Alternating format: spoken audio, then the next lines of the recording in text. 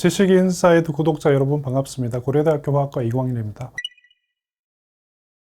과일 같은 경우에 농약이 어디에 많이 있을까요? 농약이 제일 많이 모이는 부분이 이런 부분일 거예요. 그리고 이런 껍질 부분이 있죠. 옆부분이나 이런 데는 소량의 농약은 남아있을 수밖에 없어요. 제일 확실한 방법은 그냥 닦아 드시면 돼요. 유일한 방법이에요. 사람들이 하는 게 뭐냐 하면 물 이렇게 담가 놓고 식초 몇 방울 넣습니다. 베이킹소다 한 스푼 넣어요. 그러고 나서 닦는 것은 맹물에 닦는 거하고 하나도 다를 게 없어요.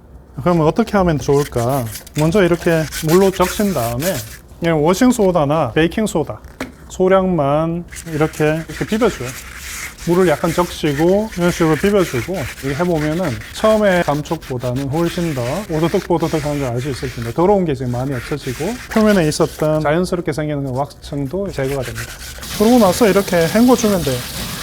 이렇게 이제 드시면 되는 거고. 하지만 여기 속에 박혀있는 소량의 농약은 어쩔 수 없어요. 걱정하시는 분들을 위해서 좀 이야기를 한다면 사과의 경우에 식탁에 올 때쯤 되면 이미 자연 상태에서 농약이 많이 처리가 됐을 거예요. 농약을 썼던 시점이 굉장히 많이 지났고 잔류 농약이라고 부르는 그 양은 굉장히 적을 겁니다. 너무 걱정은 안 하셔도 될 것 같은데 그게 싫다? 그럼 깎아버리면 되는 거죠. 큰 문제 없죠. 그래도 물로 닦는 정도는 하는 게 맞는 것 같아요. 표면에 혹 장염을 일으킨다든지 하는 세균이 혹시나 있으면 닦아버리면 조금 더 제거를 할 수가 있으니까 낫겠죠. 이런 브로콜리라 그러면은 이 속에 이거 어떻게 합니까? 굳이 쓴다면은 식초를 조금 쓰는 게 나쁘지 않을 것 같아요. 식초는 농도가 약해도 세균을 없애는 용도로는 쓰일 수가 있으니까 식초를 약간만 넣고 담갔다가 이제 흐르는 물에 닦아주면 됩니다. 양배추나 배추나 이파리 채소들 속은 꽉 차 있잖아요. 덮여 있는 그 속은 농약에 노출이 안 됩니다. 그러니까 맨 바깥에 있는 이파리 뜯어버리고 속에 있는 부분을 물로 가볍게 헹궈서 드시면 괜찮습니다. 상추 같은 경우는 흐르는 물에 닦아주면 충분할 것 같습니다. 이렇게 닦아주는 이유는 여기에 기생충 알이라든지 이런 것이 있을까 싶어서 닦아주는 거지 여기에 농약이 있을까 싶어서 씻고 그런 건 아닙니다. 그냥 이 정도로 드셔야 돼요. 곰팡이가 귤 껍질에 보인다 라고 한다면은 눈에 보이는 것 이상으로 곰팡이가 자기 주변에 효소를 뿌리고 포자도 만들면서 이미 속에까지 깊이 파고들었을 가능성이 있습니다. 곰팡이는 기생을 하면서 살아가는 존재인데 효소를 뿌려서 자기 몸 주변에 탄수화물, 지방, 단백질이 있다면은 그것을 분해한 다음에 흡수하는 그러고 살아가는 건데요. 먹었을 때 독소가 있죠. 아플라톡신이나 이런 걸 내는 곰팡이들이 있는데 호흡을 했을 때 기관지나 이런 데 들어와서 곰팡이가 남아있는 경우 더 위험합니다. 이미 곰팡이가 귤 밖에 있다. 귤의 반은 최소한 버려야 된다고 생각합니다. 곰팡이가 폈다 그러면은 잘라 보셔야 되죠. 고구마 같은 경우도 고구마 종류에 따라서 좀 단단한 종류가 있고 물렁한 종류도 있을 텐데 잘라 보셨을 때 주변의 구조와 너무 다른 새로운 구조가 생겼다 그러면 곰팡이가 침투를 했다라고 생각하시는 맞을 것 같고요. 사과 같은 경우도 바깥에 멍이 큰 게 생겼다. 단순한 멍이 든 경우도 있겠지만은 멍이 들고 시간이 오래된 경우에는 세균이 침투를 합니다. 그랬을 때 한번 잘라 보시면은 속에까지 색깔이 변색이 되어 있을 겁니다. 멍이 들었다 그러면 최소한 한 3배 정도는 잘라내고 먹는 게 안전하다. 이렇게 말씀드리고 싶습니다.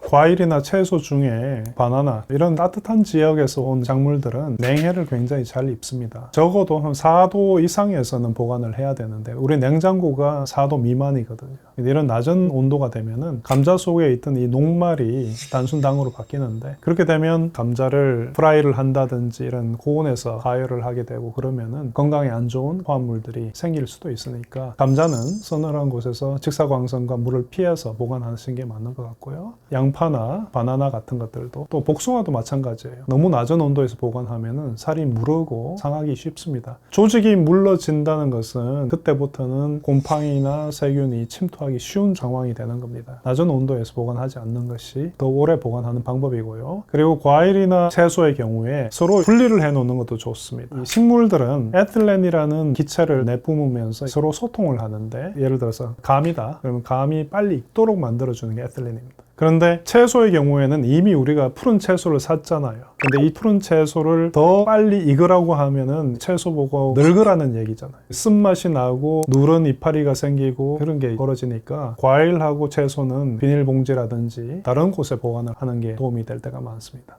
곰팡이는 살아가는 데 있어서 꼭 필요한 게 뭐냐 하면 효소라든지 이런 단백질을 잘 만들어야 살 수 있는데요. 이런 단백질을 변성을 시켜버리면 잘 살 수가 없어요. 곰팡이가 높은 농도의 알코올을 만나면 그 속에 있는 단백질이 익어버려요. 그러니까 곰팡이가 살 수가 없겠죠. 그 다음에 식초 같은 산성 조건에서는 잘 못 삽니다. 설탕을 많이 쓰는 것도 방법입니다. 높은 농도의 설탕 시럽 이런 데는 물을 다 뽑아버려요. 곰팡이가 살려면 물이 필요하잖아요. 근데 곰팡이가 있고 굉장히 고농도의 설탕 시럽이 있으면은 이 설탕 시럽이 곰팡이한테서 물을 빼와요. 곰팡이 못 사는 거죠. 포자는 들어있지만 곰팡이가 거기서 살아날 수는 없습니다. 그런 것도 한 가지 방법이고요. 또는 소금, 굉장히 높은 농도의 소금물 이런 것들을 사용하면은 곰팡이가 잘 못 살게 만들 수가 있습니다. 자몽 주스라고 하면은 영양소, 비타민도 많고 좋은 음료인데 자몽 주스는 약하고는 상극입니다. 무조건 기억을 하실 거예요. 자몽 주스는 약하고 먹으면 안 된다. 어떤 약은 몸에 들어와서 자기가 할 일을 한 다음에는 분해가 돼야 돼요. 안 그러면은 우리 몸에 독성이 계속 쌓이는 상황인데 간에서 분해가 되는 것을 막아버립니다. 간세포를 훨씬 더 많이 죽일 수 있는 상황이 벌어지니까 자몽 주스는 약을 먹을 땐 피하자. 그리고 큰일 날 일은 아니지만 이뇨작용을 도와주는 것들, 커피라든지 옥수수 수염차 이런 것들은 마시면은 소변이 빨리 마렵잖아요. 그러니까 우리가 대부분 먹는 약들, 이런 커피라든지 옥수수 수염차하고 같이 드시지 마시고 좀 시간을 띄워서 드시는 게 좋겠습니다. 조개는 물 속에서 아주 작은 조류를 걸러 먹는 애예요. 적조가 이제 많이 발생하는 상황에서 이 적조를 만들어내는 그런 동물성 플랑크톤이 삭시톡신이라는 그런 독을 품고 있을 수가 있습니다. 이렇게 적조가 발생을 했다, 조류가 생기는데 그럼 그 속에 독이 많이 있을 거 아니에요. 조개가 그런 것들을 걸러 먹으면 결국 조개 속에 그런 독이 쌓이는 겁니다. 근데 이제 이런 삭시톡신은 고온에서도 여기 분해가 안 돼요. 그러니까 적조가 발생한 다음에는 바로 조개를 드시는 게 아니다. 그냥 뭐 복통 정도에 끝나면 다행이고 운이 나쁘면 생명이 위험할 수도 있고 그런 경우도 생기겠죠.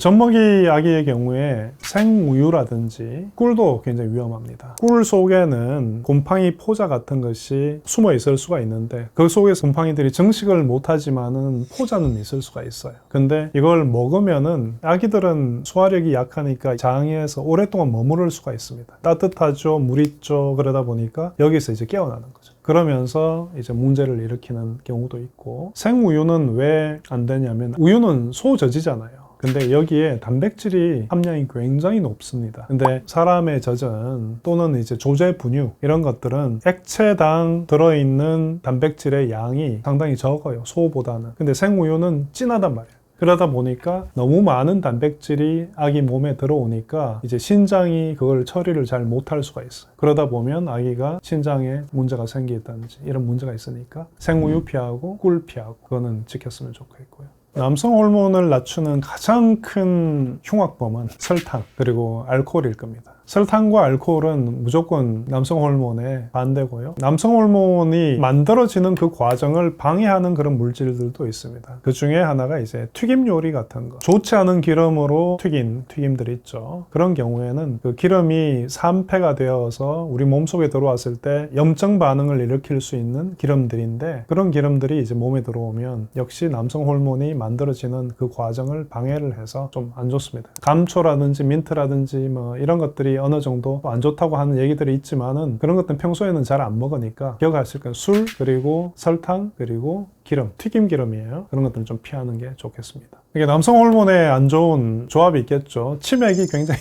안 좋을 수가 있습니다. 우리가 굉장히 좋아하는데 적당히 먹으면 괜찮겠지만 치맥을 아주 사랑하는 그런 남성분이라면 분명히 몸에 안 좋을 겁니다. 제가 개런티 하겠습니다.